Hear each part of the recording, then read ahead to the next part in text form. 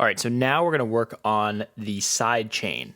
And if you don't know what sidechaining is, it basically reduces the track volume for everything that you want it to while something like the kick drum or snare drum is hitting.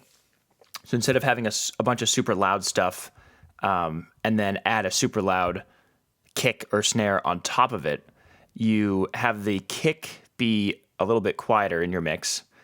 And then everything, instead of the kick be louder, you have the kick be a standard volume, and then everything else dips below. So you hear that kick, and that kick is punchier, but it doesn't mean that your track is a ridiculous volume. And you can kind of hear the sound. It doesn't really sound that different, but you can kind of hear it in some of these dubstep tracks. It's used in all sorts of genres, but since dubstep is such like a loud genre, it is very much so a useful technique. I have an entire tutorial on YouTube about this where I show multiple ways to do this. I'm just going to show one way here, but I'll include that video link if you want to take a look at that as well. So what I'm going to do, and this is actually much easier because my kick drum is a MIDI file or MIDI region. So what I'm going to do is actually create a new track. I'm going to duplicate this. I'm going to call this Sidechain, and I'll color it something completely different. So Option C to get color. I'll have it be turquoise. Cool. Now I'm going to copy this entire region here. Now this is a drum synth. It still has effects. I'm getting rid of all of these. I like to just use one of these Klopfgeist or whatever this is. This is basically the metronome. And it doesn't matter. None of this matters. You can actually see what this sounds like.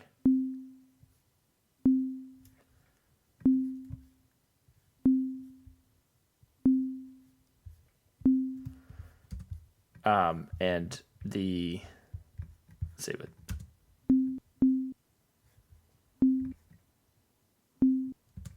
So, like I said, none of it matters. All that matters is we have the MIDI file, okay? And I'm going to turn the volume all the way down so this is not in the mix. But I'm going to use this as my sidechain, okay? I have, in the past, used the actual track as a sidechain. I've sent everything to a bus and used that as a sidechain. I think using the MIDI is easier. Logic used to not be able to sidechain to actual MIDI notes. Now they are. I believe earlier in the course, I based this length of our track, of our kick note, on how long the kick was ringing out. So if I unhide this, I think I might be able to find, yes, this kick right here. So I'm not going to touch it just because it's going to unfreeze and then be a whole thing. But yeah, I based this because this kick kind of ends right around here. So I'll unhide everything. So now what that means is that anytime that this MIDI note is triggered, so any of these MIDI notes is triggered, then whatever I sidechain it to, that's going to reduce the volume. So let me show you. First, so these are the drums. So this lead melody is going to be our first victim, if you will.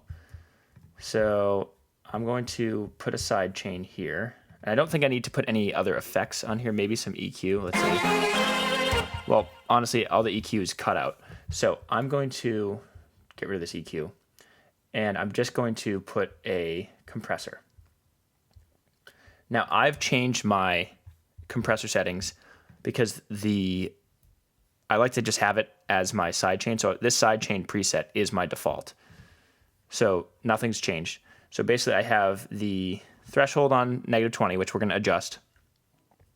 And then this ratio, I adjust. I'll probably move it up a little bit.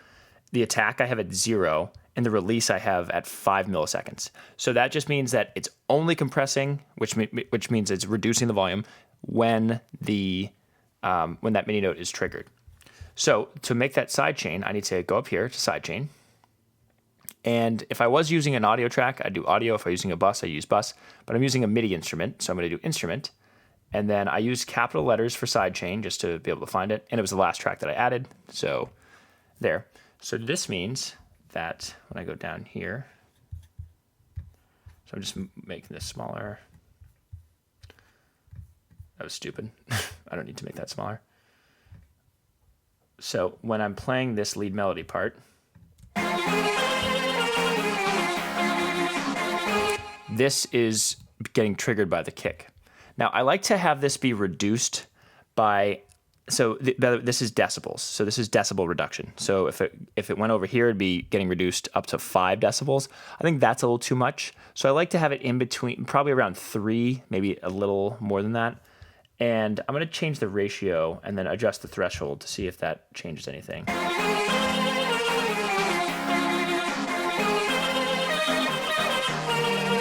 Honestly, that's perfect. That's right in that 3 to 4 range. You might like yours less reduced or more reduced. I think this is good. I used to do 5, but then sometimes it sounded a little too obvious that it was getting sidechained. Okay, so if I put this in with the kick drum,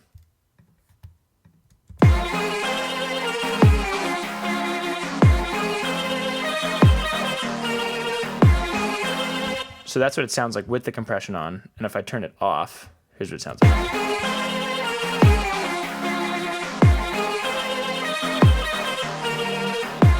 So it doesn't sound that different, but in terms of the overall volume, when that kick is happening, if we just look at these peaks, so here's it with it off. So I peaked at negative 4.7, and let's see if that's any different. Oh, that was on. Hold on. Yeah, that was on. So if I turn it off, so we peaked at negative 4.7. Let's see what I peak at now.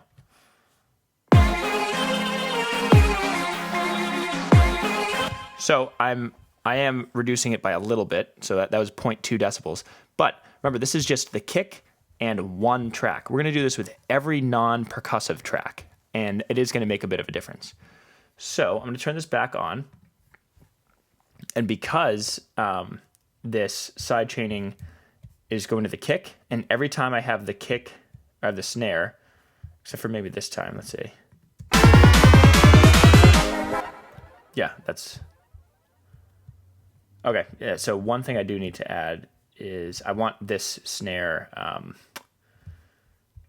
used for the sidechain. So I'm going to, before I move on, I'm going to add this right here. Okay, so now this will take care of these snare drums as well.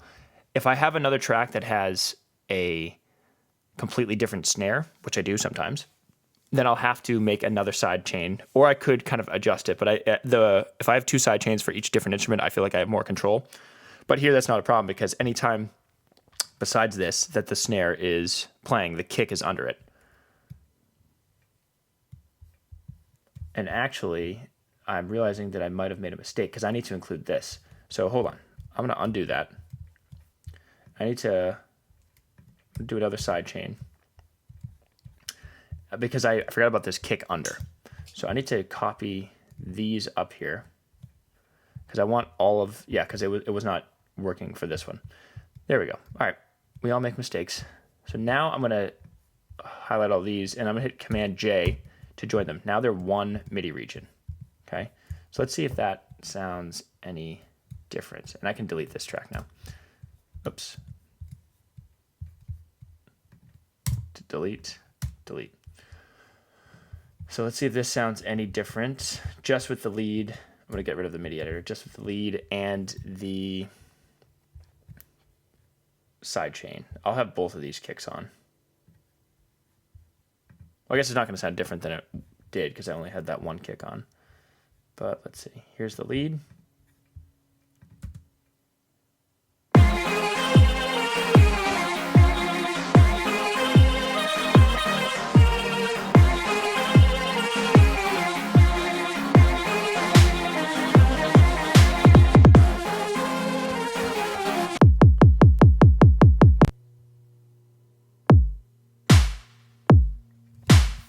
All right, so I've added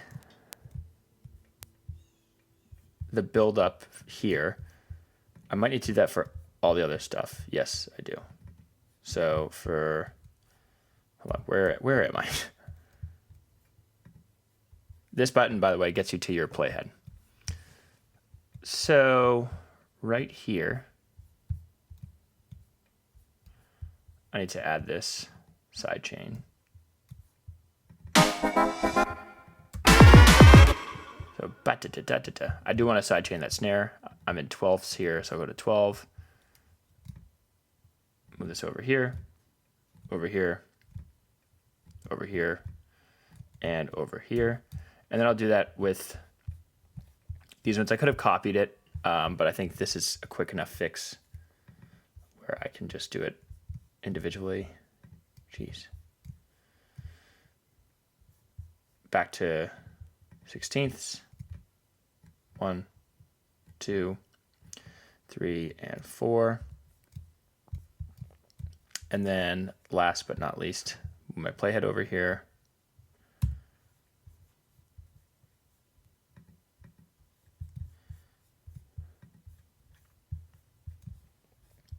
There we are. This process is a bit tedious, I know, but it is going to make your track sound better. Go back to 12ths. 1, 2, 3, 4. All right, and then let's see. I have one at the end. Good. Okay, so now that this is all taken care of, now I can actually continue to go and sidechain the tracks. What I'm probably going to do is just go into the mixer. I'm going to hit X. And I have all these closed. This arrow means that this track stack is closed. I can open it up. I see all the elements in there. But I'm just going to have it closed because I'm just going to copy this to each track stack.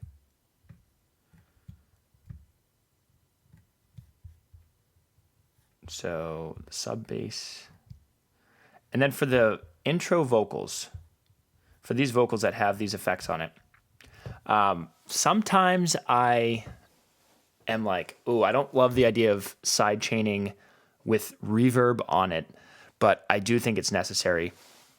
And if the reverb's not too intense, then it's fine. So I'm going to put this on after the reverb, but every now and then I might change that, but usually not.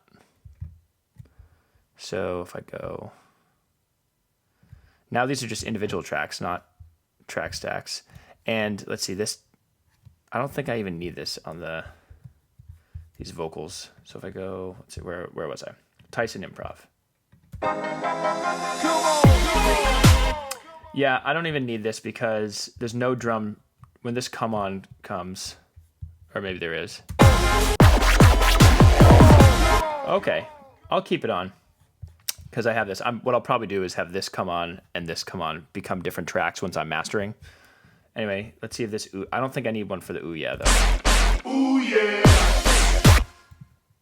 Maybe there is that, the drum comes in right as this sample's ending, so I might as well keep that on there. It doesn't really make a difference. All right, I'll go back to the mixer by hitting X.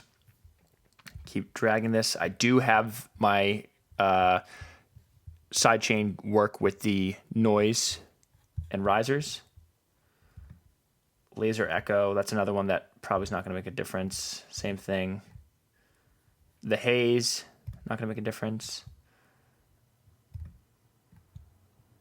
The main basses, which is what we're on now, that is going to make a difference. And then what is this one? Other basses. All right. And then everything else in this mixer, this is good. All of this stuff is from some of these presets that I used. I don't think they are being used at all, because I typically get in the habit of turning it off because I don't like having extra reverb. By the way, this way of doing reverb is totally a great way of just having a reverb bus and having your regular tracks be dry and then sending it to the reverb bus. I typically don't like to do that just because I feel like I like to control each reverb and each sound for each instrument. But this is definitely a way that you could do it, and I might do that in the future. Who knows? So anyway, I'm not going to touch any of these buses because I don't want to change anything. I don't think that they're going to be affecting anything. Actually, let me play the track and then go back to the mixer and see.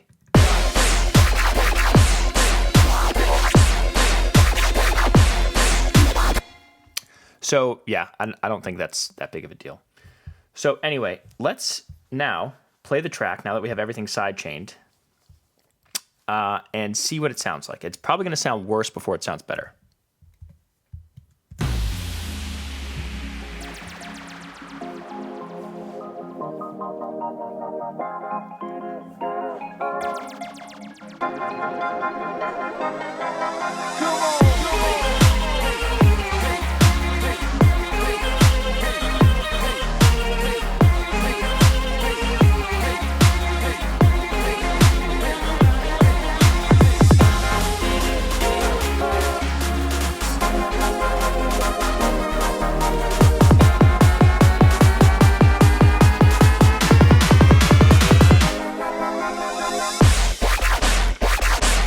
Ooh yeah.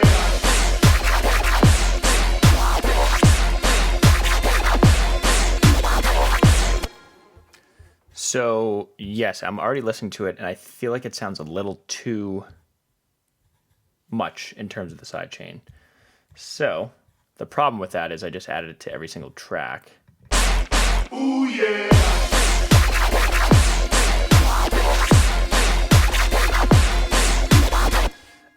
And the kick drum is too loud for every aspect. And by the way, now that we have our sidechains, we are technically starting the mixing process.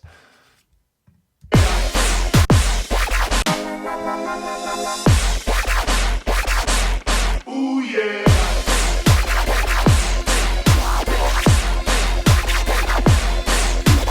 And by the way, when I start the mixing process and mastering process, I usually start with the drop and then have that drop part be done first and then have everything else done.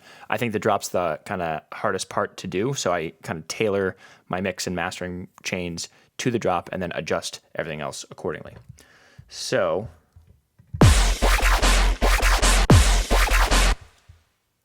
that is being affected there. I'm going to see if I can adjust this.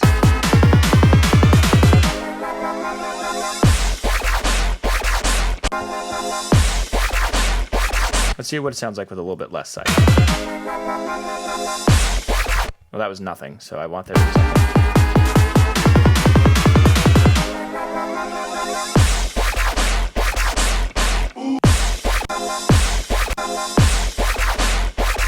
That's actually not bad. So maybe, well, let's see what it sounds like back here. I might just not be used to it. I've heard this so many times. All right, I do like it at 17.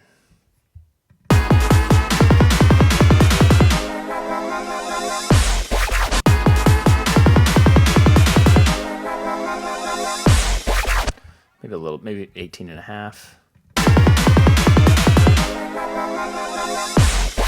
All right, that was better. All right, I'm gonna go back. I know this is tedious, and change all of these to 18 and a half. So there's a quick way I can do this. So anytime I see this, I'm gonna change this to 18 and a half, and then I'm going to go to copy. So that was lead part 1, and then here. Where's my paste? There we go. Paste. Paste. Once again, I know it's tedious. Paste. And I'm going to start clicking on these tracks because, let's see, did I don't even know which ones I did. All right, that one I did. This one. Paste. I think that was a good fit. And now I can adjust these normally, but I did feel like it was a tiny bit too much in terms of the sidechain. So making that minor tweak on everything is going to be good. And then from now on, I'll just make adjustments to tracks that I feel like I need to. All right, hold on. Where was I? That was good. All right, here we go. So paste.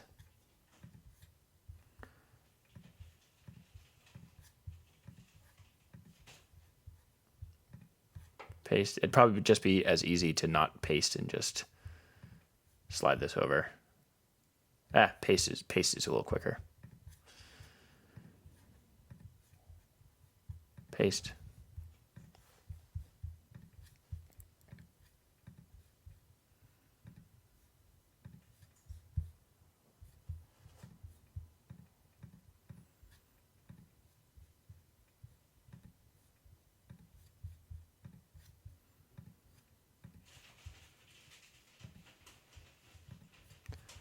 So paste, probably don't even need it on the hey, but oh, darn it, I did copy.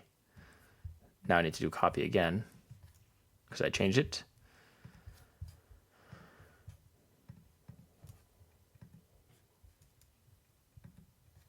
Paste.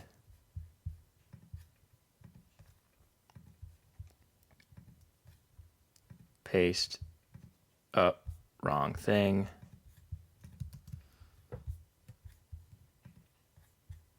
And paste.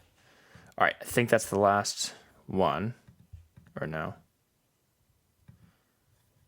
Nope, not the last one. Paste. And let's see, this one. Good. All right, now we are good.